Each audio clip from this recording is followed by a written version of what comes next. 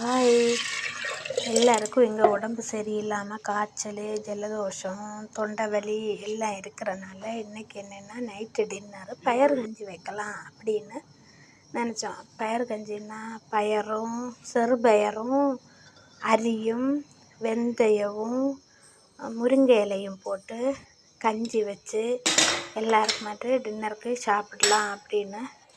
இந்த முருங்கை இலையும் பயறும் வெந்தயம் இதெல்லாம் போடுறதுனால ஜலதோஷம் தொண்டை வலி எல்லாம் இருந்தால் நம்ம சூடோடு குடிக்கும்போது கொஞ்சம் சுகமாக இருக்கும். நல்லது உடம்புக்கு. நம்ம முருங்கை இலை உடம்புக்கு நமக்கு ஏற்றவும் நல்ல ஒரு மருந்தாகும். முருங்கை இலை நம்ம சாப்பிட முருங்கை இலை தண்ணியெல்லாம் குடித்தா உடம்புக்கு நல்லது.